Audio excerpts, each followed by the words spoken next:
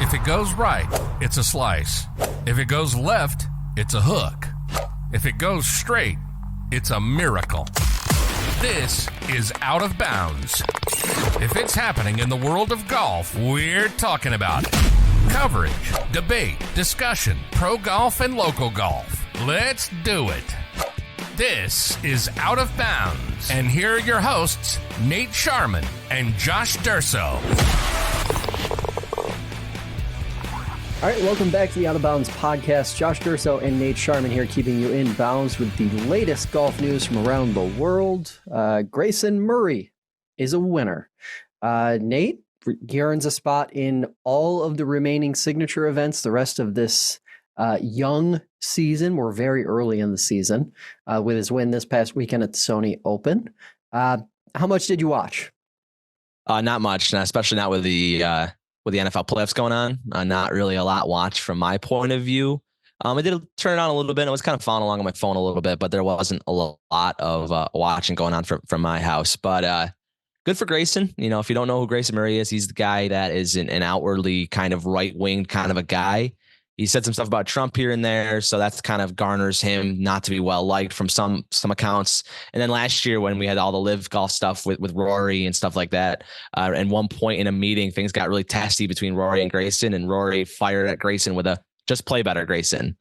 So knowing that line, Grayson went out here and he played better. He won the signature event, gets into him, and then the rest of the events. A lot of people don't like him, like I said, but I think this is a good win for a guy like Grayson Murray because right now the PGA Tour is at kind of a low spot, right? Don't really know what's going on with PIF. Like I mentioned with the NFL playoffs, you don't know what's going on there. There's not a lot of ratings. Let's find a villain. Maybe Grayson Murray's the villain. You can maybe point to a guy like Patrick Cantlay can sometimes fill that villain role, but I think Grayson Murray can fill that villain role perfectly in my mind. Yeah, I think it's good for the tour to have a little playoff action early, right? Like that's always good to get a three-man playoff in an event like this, where obviously tough to compete on Sunday with playoff NFL action happening at the same time. With the Bills game getting canceled for the 1:00 Eastern slot, I would like to see the PGA Tour try to figure out a way to finish before that, that first 4:30 game came on Sunday. I know it was a quick turn of events. That Bills game got canceled or postponed on Saturday, but I would like to see the PGA Tour finish before 4. I know they're in Hawaii, so that makes it really tough too. They'd have to play pretty early, but just something to kind of think about. Yeah, I agree. And I think to your point, in general, the tour should be thinking more about those types of things throughout the first part of the season, right? Because this is not just a thing in January. This is a thing going into February, obviously, because of the Super Bowl. And then naturally at the end of the season, we see the same sort of thing with the FedEx Cup playoffs starting to have to compete with college football. It's tough.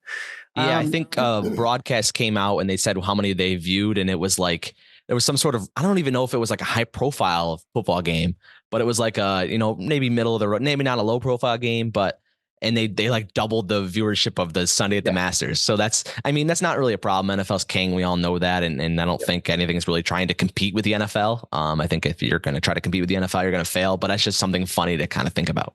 You always have to try and if you're the PGA Tour though, you have to be trying to put your product in the best position possible at all times.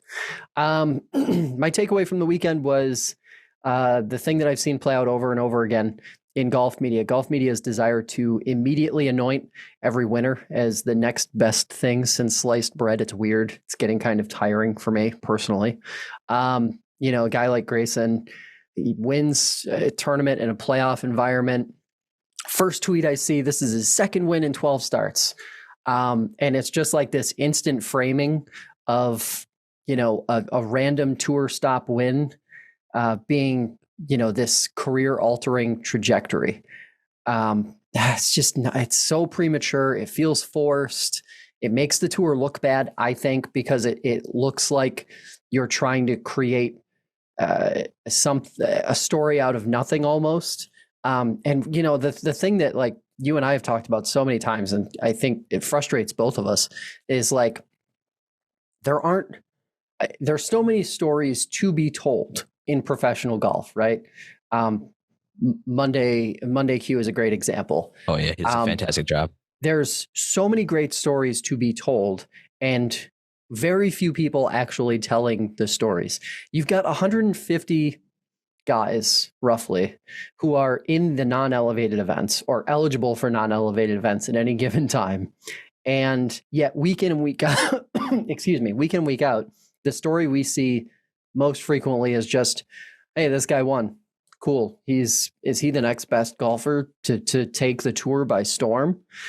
And then ultimately we see, like, even if a player, we see it out of the best players in the world. They get hot. They're really hot for like 6 weeks, 8 weeks. Then they don't win again for 3 months.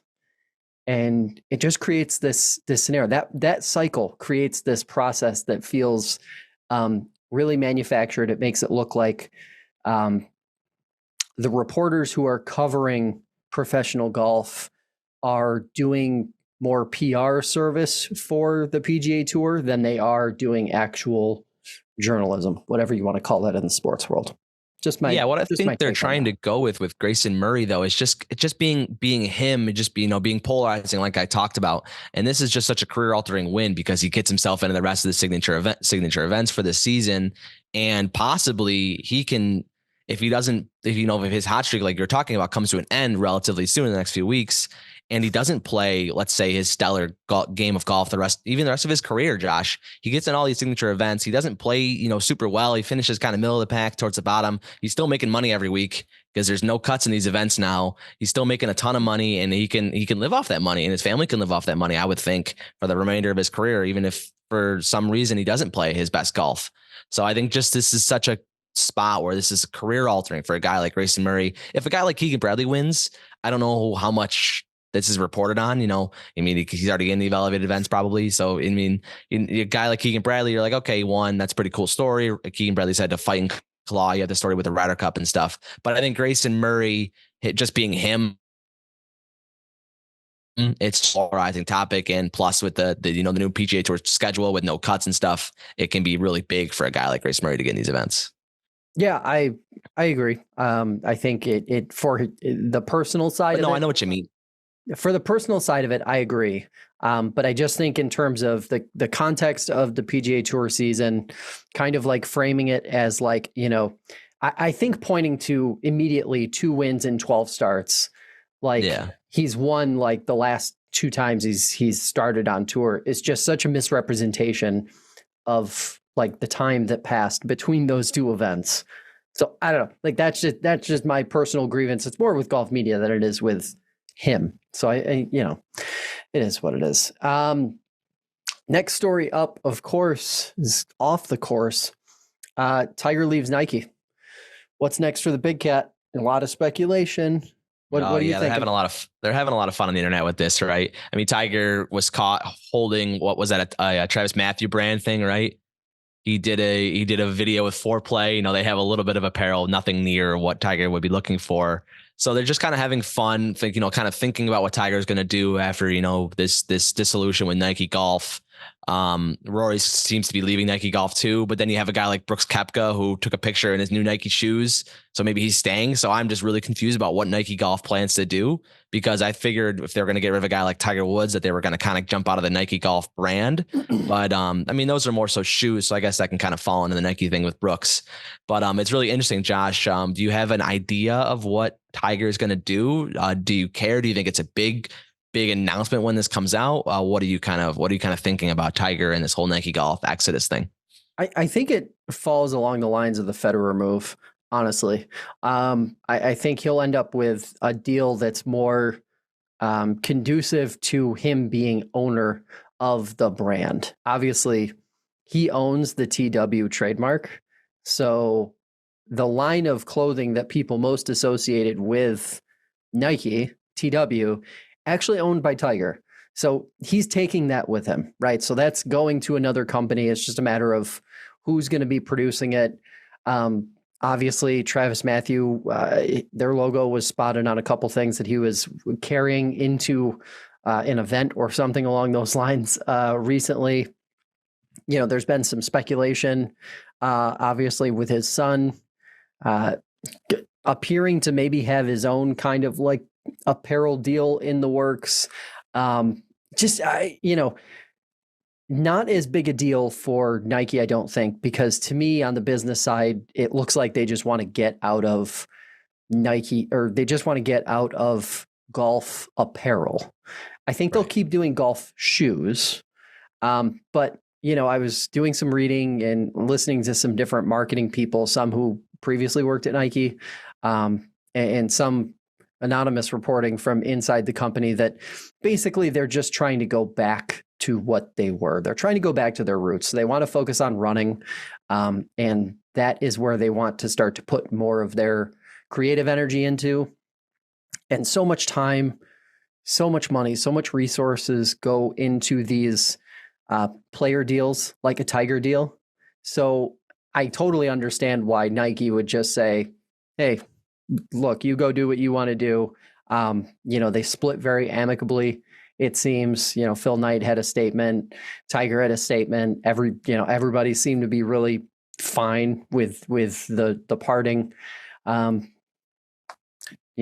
Time ticks forward, man. Like, everybody associates, and hey, maybe this is really a good thing, because like people will forever associate Tiger's best golf and his best years with Nike, and vice versa, as opposed to whatever may happen in the future. Not saying anything bad is going to happen. But Tiger's been through a lot personally over the last 10 years. Nike stuck by him. But they may be looking at it from a bit of a liability standpoint and, thinking we can do better with our resources moving forward if we part with what could be a very expensive partnership in the future. Do you think, this is the biggest question in my mind, do you think there's any chance that Tiger doesn't wear red on Sundays anymore? No, I think that stays. Yeah, it's going to look funny. It's going to look funny with a swoosh on that shirt, right? You would think? I don't know. Like, honestly, I kind of feel like it could just be replaced with his TW logo. Yeah, I guess they're interchangeable at this point a little bit, right? Our brains changed. Yeah. It was kind of interesting. Especially the next topic we're going to talk about is the Minwoo Lee Lululemon deal. I was listening to some marketing people talk about like the process that takes place when a big deal is announced.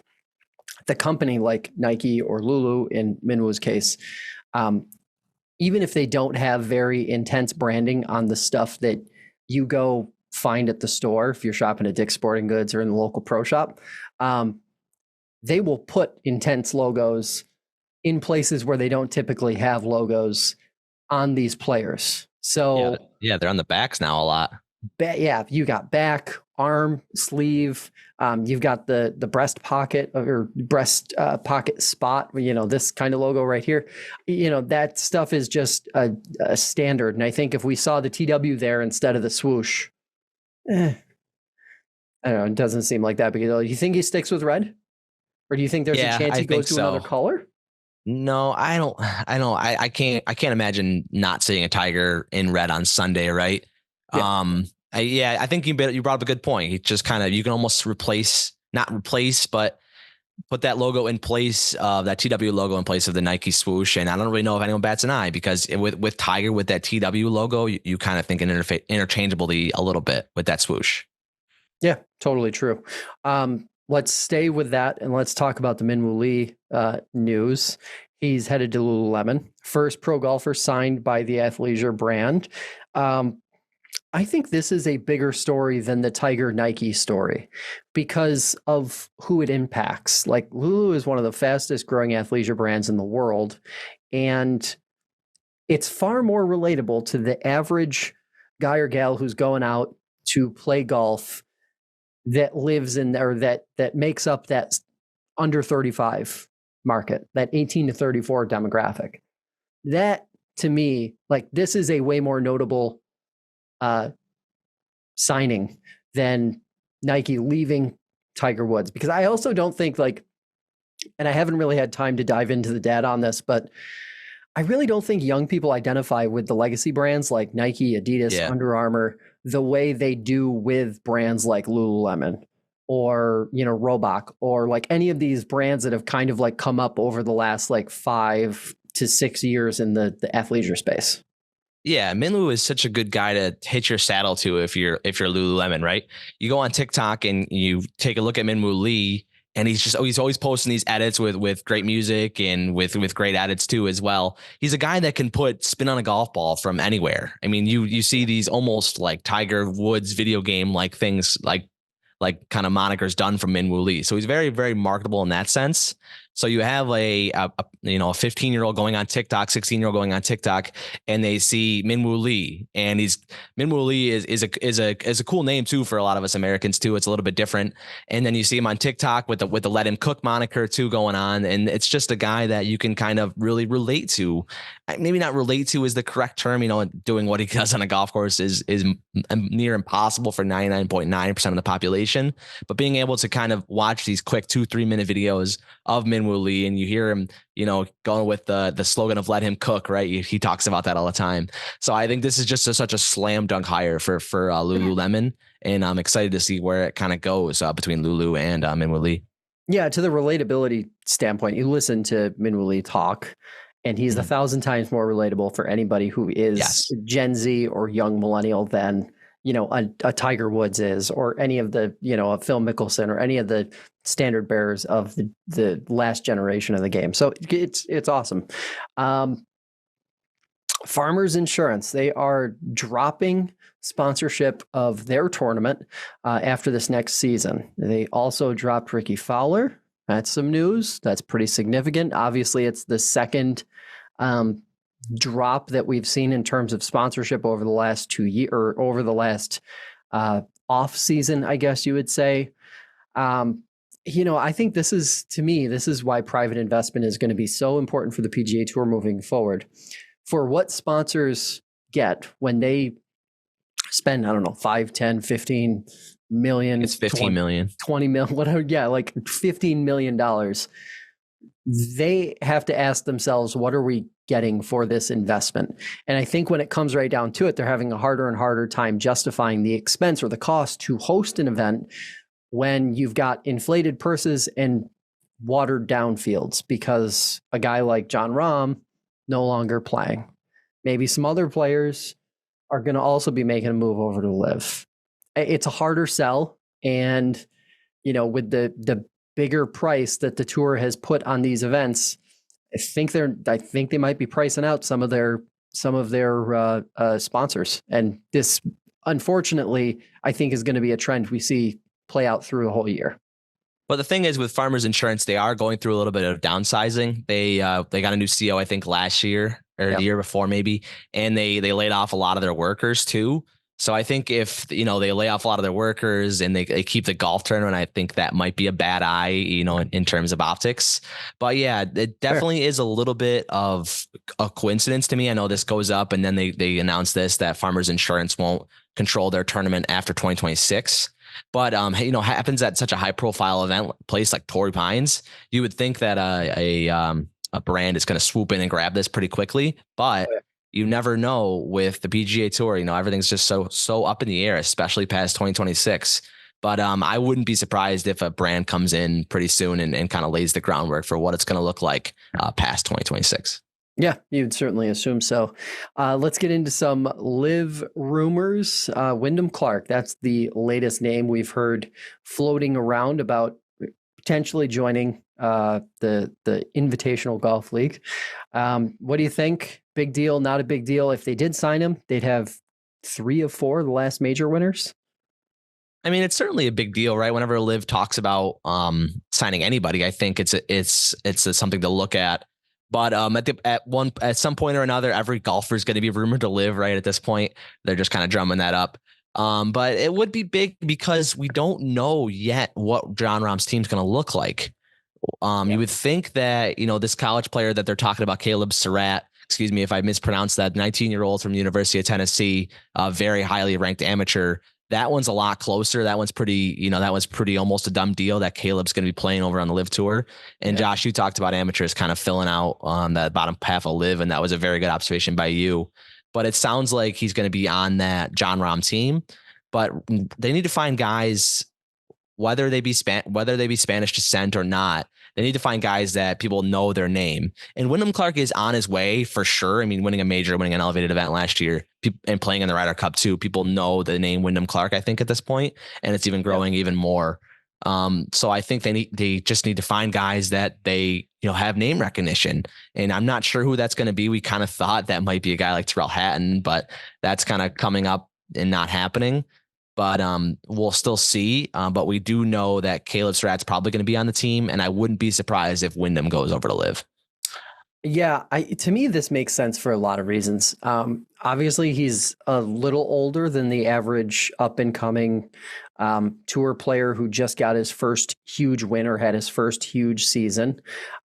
He's not quite a household name the way like a Victor Hovland is, right, who's kind of, I feel like, at the same point in trajectory. And, going to LIV for guaranteed money, when you have, he's in majors, like he's going to be in the majors for the next 5 years. So he's covered there, right? I mean, I just look at it as like, this might be the most sensible jump ship to LIV situation I've seen yet. Right. Like there's almost no reason for him to stay. And he's proved he can prove you can win golf tournaments at the highest element. I mean, he held that lead at the US Open and hit some really big shots and really important shots too in that US Open. So, right, Josh, I agree with you 100%. I wouldn't be surprised if he goes over there because, still playing in the majors, has that exemption, and wouldn't be surprised if he competes in those too. Maybe not win one, but he definitely will have his name in the hat in the next few years. Yeah. I also think we're to a point now with LIV where even if the detractors want to say it's not legitimate in their eyes, it's not as good a product in their eyes, et cetera, et cetera, et cetera, they have enough names where if you win a LIV event, people are going to pay attention. They're going for sure. They're going to know you won an event. So look, if he went over to LIV tomorrow and won 2 events this year on LIV, in addition to making a pile of money, he will have effectively grown his stock as much, I think, as if he won 2 events on the PGA Tour. Frankly, maybe more because there's less competition for eyeballs over there. So, I think that things have just changed. And for this one, it makes a lot of sense. I think, what do you think the impact is of a college kid going to LIV? Oh man, think about your highly decorated amateur career right through college. And then you get this opportunity to go play on a John Rahm LIV team. And you have an opportunity to make a lot of money, right? Playing on that John Rahm team. So good for Caleb Surratt, worked at it, played just incredible golf. And that's so good for LIV too, in a way, because they can kind of start grabbing young guys. Because we look at LIV and we've talked about how there's a lot of older players, right? You have a guy like Ian Poulter, Sergio Garcia playing, and you're going to get to a point in the next few, maybe sooner than the next few years, where these guys are going to start to age out, and their quality of golf is going to start to decline a little bit. I think by finding a guy like Caleb Surratt, who's young in his career, is really important, and I wouldn't be surprised if more go over there. Opens the floodgates, in my opinion. Yeah, it will start that price. It's the final shoe to drop for the young guys, the college guys who probably have thought about this over the last couple of years. Speaking of LIV, let's talk about LIV's most hated player, at least on the PGA Tour or among the PGA Tour purists. Phil Mickelson was on the Pat McAfee show last week, probably a week and a half ago now at this point, said he would not make a good Ryder Cup captain because he's too divisive and he just doesn't think it would work. Takeaway from that statement, Nate. First of all, the Pat McAfee show is awesome. And Pat has done a really good job, since ending his NFL career a few years ago and getting into golf, in the media, not golf, in the media landscape, and kind of opening doors that way too. People seem really comfortable on his show. So before we get into the Phil stuff, it's really cool. I just think with the Phil stuff, we knew he wasn't going to be a captain ever since he's left for LIV, and he's been really outspoken. And he's not really in that boys club. That's something we talked about past the Ryder Cup, is that you really gotta kind of be in that boys club if you want to be a captain, or even in some cases be on the team at this point. But I think a little differently than Phil. I think he'd be a fun captain. I don't know I think Zach Johnson did such a bad job, in my opinion, that I don't know if we're kind of at bottom or kind of towards the bottom with the Ryder Cup captaincy for the Americans. So why not try a guy like Phil, try to shake it up a little bit. I'd be very much in favor of Phil being a captain, because I just think it would kind of shake up that boys club and make everyone think a little harder, based on how they're playing and what this approach means to the U.S. as a Ryder Cup whole. I think he'll be the captain in 27. I like the awareness. Nah, I don't think so. In Europe, I don't know. I think he might, because I think by then we'll have the merger sorted out, right? We'll be past the whole 25. So I think 25 is Tigers if he wants it. Yes, right? If he wants it, that's the key. So, I think it's interesting, the awareness I think that he showed by making the statement that he made on Pat's show is telling. That speaks to a guy who's aware of what the last 2 to 3 years have been like, very aware. And reading the room really well. So kudos to him for doing that. He's very good at media, Phil. Very good at it. Yeah. And look, I mean, I think at the end of the day, once, your point, boys club, I think he's in that boys club still. Telling me he's not buddy with Justin Thomas or Jordan Spieth. Well, him and Freddie Couples have had it, back and forth a little bit, and Freddie kind of runs that boys club a little bit. I wouldn't be surprised if he's the captain in 27 too. That wouldn't shock me. I mean, I feel like that's, I don't know. It just doesn't, to me, it doesn't track, because, I think if you're the guy who's quote unquote run the boys club, and the boys club got absolutely manhandled this past fall, you don't have a whole lot of credibility. So I think everybody used Zach Johnson as a bit of a scapegoat. Obviously it's his fault because he's the coach, the buck stops with him. But, at the end of the day, players play. And, if your players are ultimately being chosen by a quasi boys club that's maybe kind of being run by a couple guys who've been involved for a little too long, maybe it's just time for a total overhaul, a total change. Right. Yeah. I mean, the Ryder Cup, we can talk about that till we're blue in the face. Right. I'm really interested to see. I really like that. I think Tiger could kind of end that boys club narrative, because he's not really in the boys club. So he's got connections to all those guys, but I wouldn't really say he's in the club. He's kind of Tiger. He's got his own thing going on. Right. And that's for good. But yeah, we'll see what happens in 25 when the Ryder Cup comes back to American soil. Maybe the biggest reason why he wouldn't be the captain next time, or the time after that, Tiger I'm talking about, is because he would be almost too independent. Yeah. He's going to do what he wants to do, and he's going to completely change that dynamic if he chooses to. How about first ever players playing captain in 2025? How about that? You in for that? Ooh, I would not be in for that. There's no way that he is one of the best 12 options on planet Earth of American golfers. You never know. 2025. He's going to play 12 events this year. You better win a couple then, if that's the math we're doing. Okay, let's talk about Rory here. Says there needs to be a global tour. He called it a global tour with more emphasis on the things LIV has pushed, but it needs to be, quote, holistic. It says that because the American market has become so large, it hasn't allowed other markets to grow around the world, and that's kind of a big problem, he thinks, and ultimately a big issue. To me, this goes back to a sponsor issue. You can say LIV, is growing the game across the world, but they made $100 million last year. That's it. They made $100 million and just lost everything else they spent. Golf as a consumer product watched on television only exists the way it does because of American eyeballs, not because of eyeballs in any other place in the world. So, I yes, I agree with what he's saying, but I don't know how you get there without a ton of private equity, non-American private equity at that. It will be a global tour. He kind of pointed to us, because of the high profile events on the PGA Tour, because of the big events on the European Tour, because of the majors, we already kind of have one of these, and it kind of sounded like he was alluding to like adding some live events in there as well and creating basically this like top line. Yeah, I think that's what we'll ultimately see.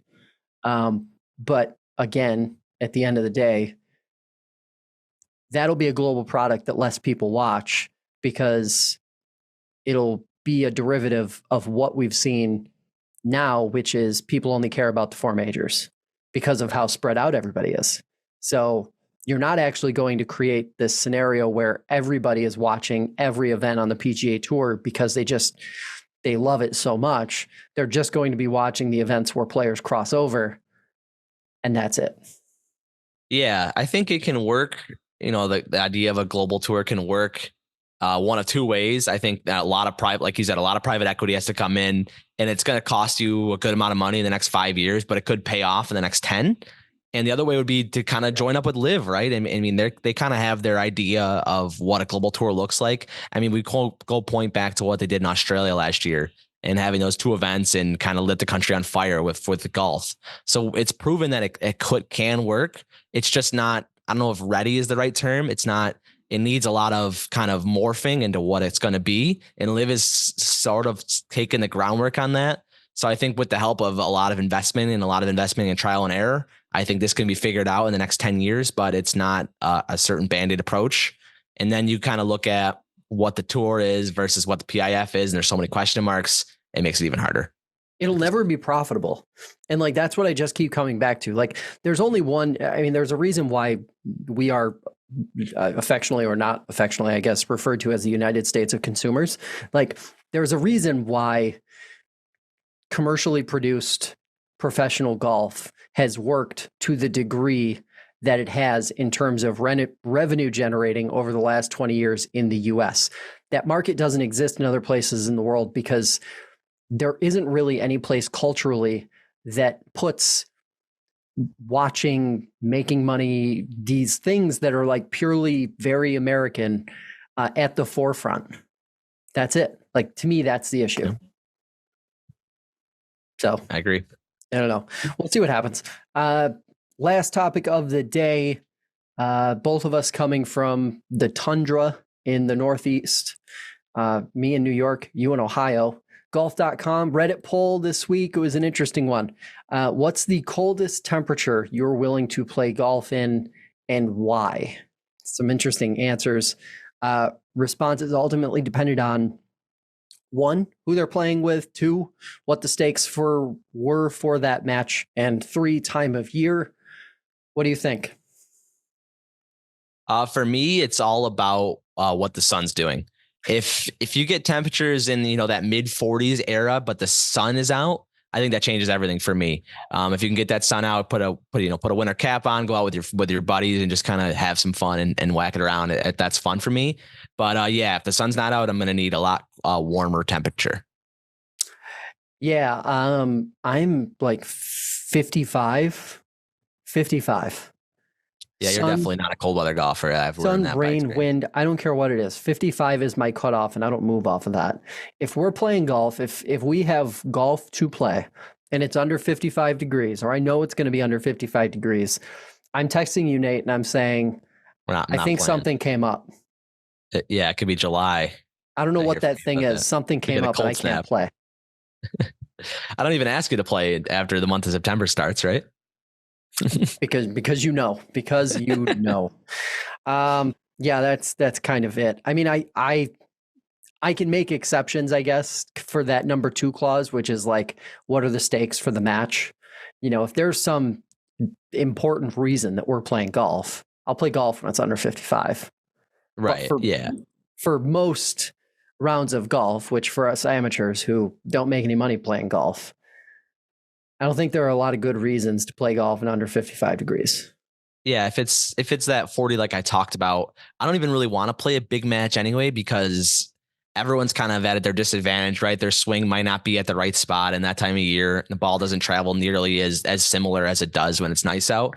So I'm more so in the camp that I don't really care how many times I, hit it in an 18-hole round. That's not really on the radar for me. It's just out there, not even, you're walking, carrying your bag to try to stay warm. You're not in a golf cart because that even makes it colder. But I think just being out there and, being outside out of your four walls of your house and, just enjoying your buddy's presence is really important. And that's something that we should all not take for granted, with the game of golf, I think. Yeah. And of course, 55 degrees in February feels a lot different than 55 degrees in September. Yeah. So, there's that too. But hey, that's going to do it for this edition of the show. You can catch up with us over at our Substack. It's outofboundsgolf.substack.com. Subscribe to the show on Spotify or Apple Podcasts and follow us on TikTok if you want to see more from us in between episodes. For Nate Sharman, I'm Josh Durso. And remember, whether it's down the middle or out of bounds, keep on swinging. You've been listening to Out of Bounds. If it's coverage, debate, or discussion of pro and local golf, we'll be talking about it. Be sure to visit the website. Find us on TikTok, Instagram, and Twitter. See you next time on Out of Bounds.